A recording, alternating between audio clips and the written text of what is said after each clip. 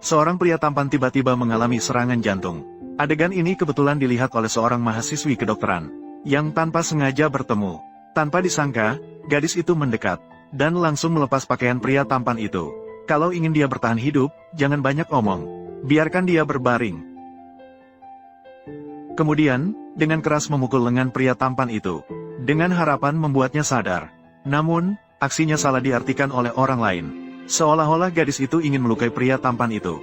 Setelah pertolongan pertama, pria tampan akhirnya menunjukkan sedikit perbaikan.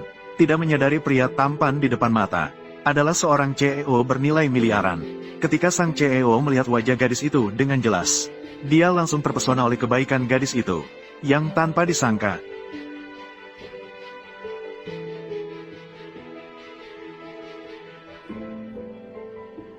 Apakah Anda merasa lebih baik? Ini adalah metode pertolongan pertama dalam pengobatan Tiongkok. Untuk serangan jantung, meskipun agak kasar, tetapi sangat efektif dalam menyelamatkan nyawa. Xiao, bagaimana perasaanmu sekarang? Apakah kamu perlu pergi ke rumah sakit? Terima kasih atas bantuanmu hari ini. Katakanlah berapa harganya. Saya tidak meminta bayaran.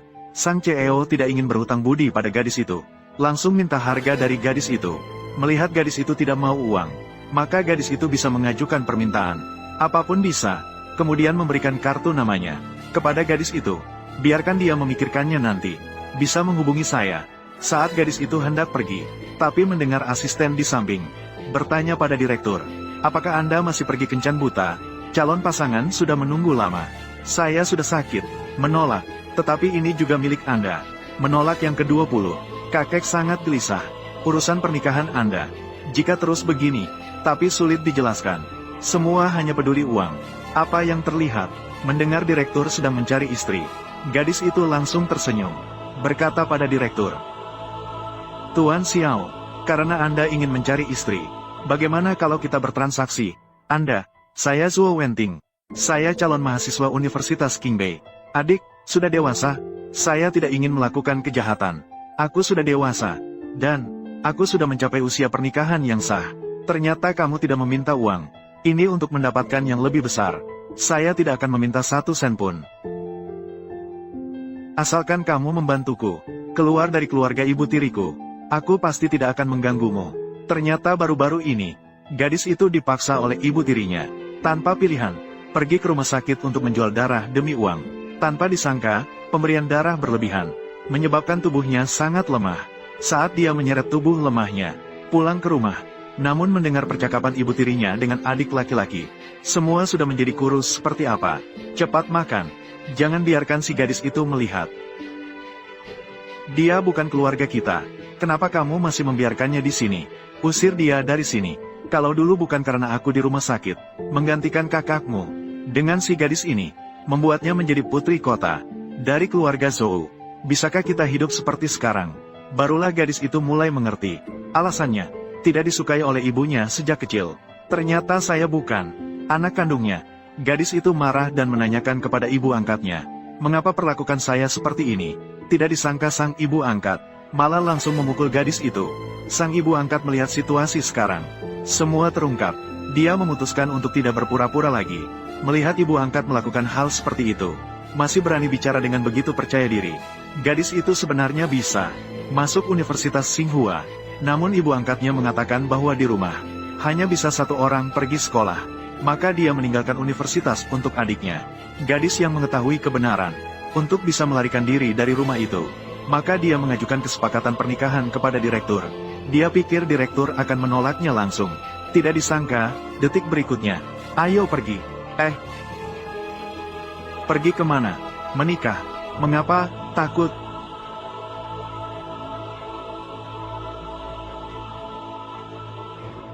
Siapa yang takut? Bagaimana situasinya? Pohon besi berbunga. Bersiap. Oh, tunggu.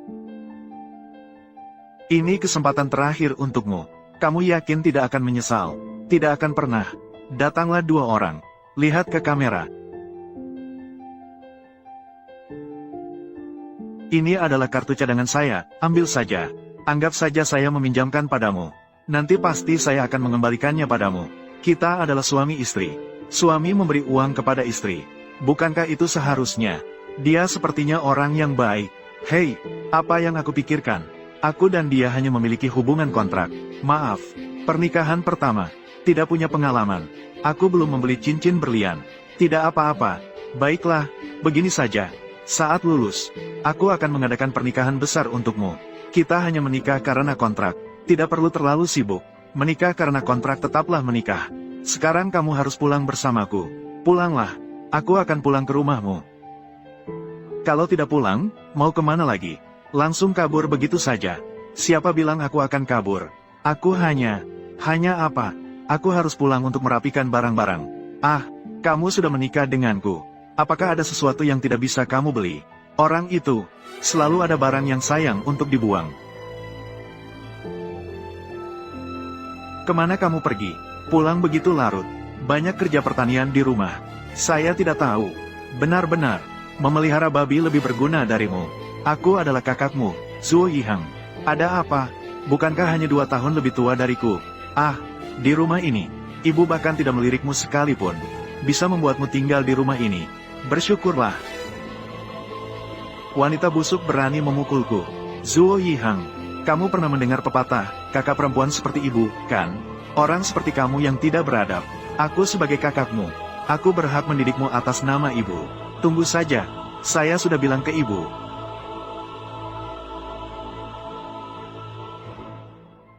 Inilah yang Anda minta saya selidiki. Semua informasi Nyonya. Nyonya dibesarkan dalam keluarga yang miskin sejak kecil. Namun ibunya lebih memilih anak laki-laki. Sangat kejam padanya. Mana ada ibu yang akan menyiksa anak perempuannya seperti itu? Di dalam ini, saya khawatir ada hal lain yang disembunyikan. Lanjutkan penyelidikan. Ya, oh ya, aku memintamu mengatur ini. Apakah perancang busana sudah datang? Silakan undang 2 chef bintang 3 Michelin lagi. Setiap hari membuat makanan yang berbeda untuk istri. Tuan Xiao, apakah Anda terlalu memanjakan istri? Saya adalah istri Xiao Ruofeng. Tentu saja pantas dengan semua ini. Saya belum pernah melihat Anda begitu peduli pada seorang wanita. Begitu peduli pada Huanyan.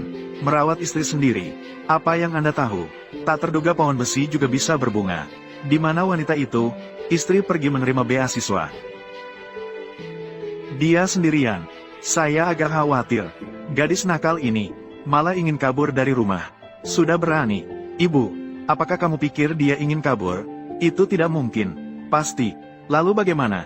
Bukankah kamu bilang dia memiliki 200.000? Jika dia kabur, lalu uang kita akan habis. Benar, surat penerimaan.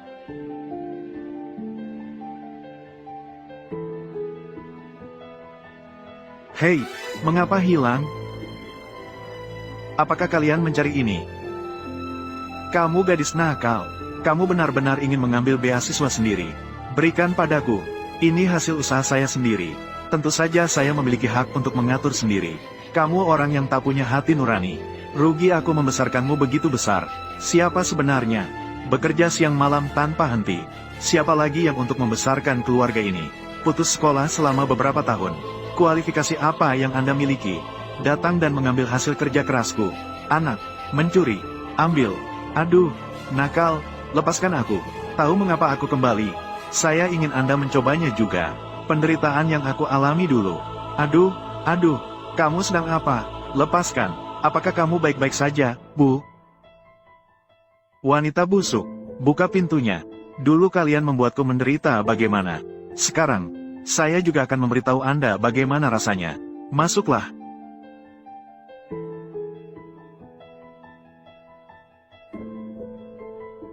Hanya mendapat sedikit uang dari bekerja. Pasti kamu yang menyembunyikannya.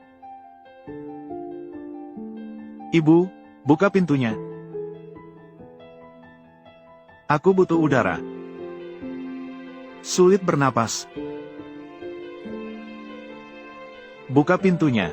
Jika langit memberiku kesempatan kedua, bagaimana mungkin aku akan dikuasai oleh kalian lagi? Di telapak tangan. Aduh.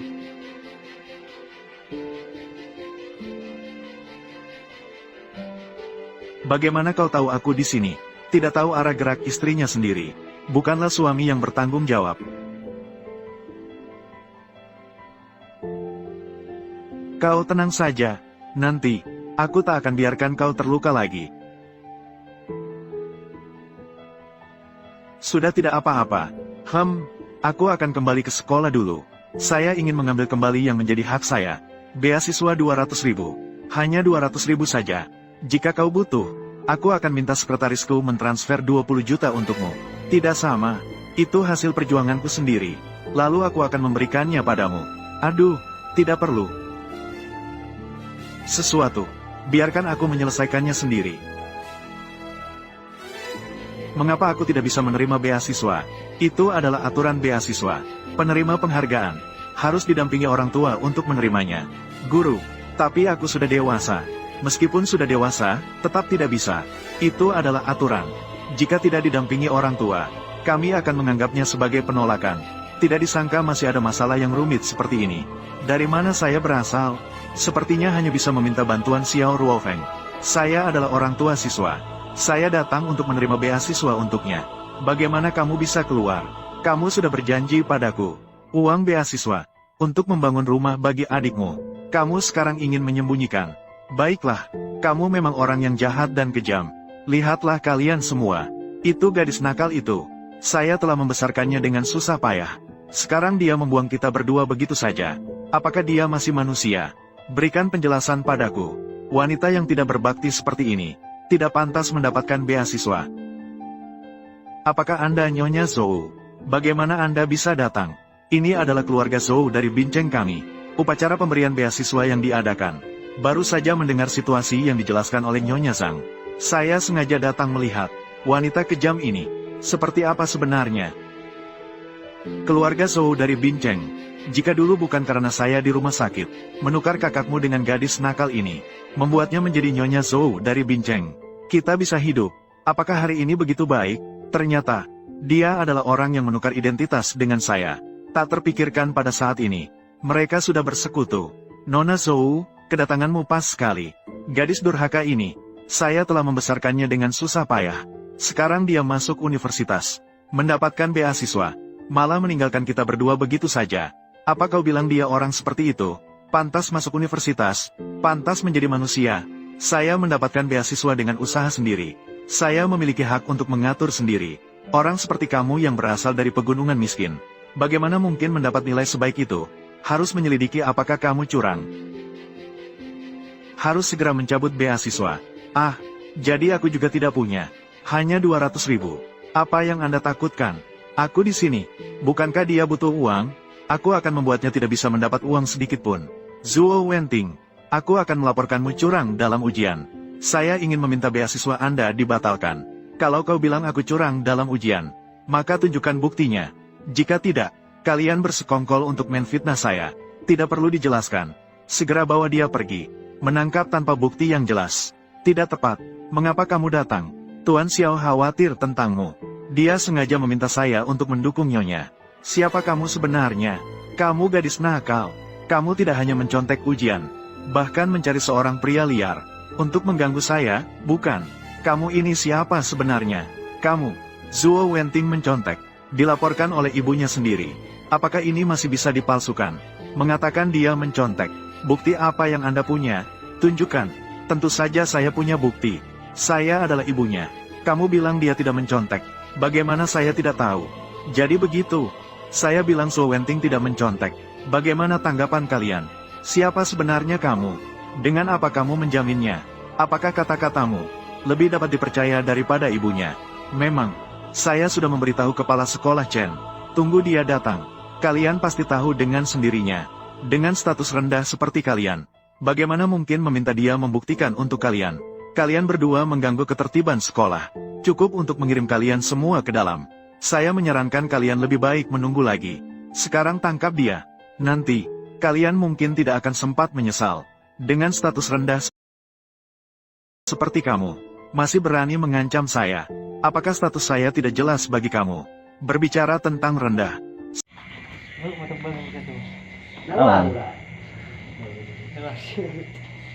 Nih, 100 nih.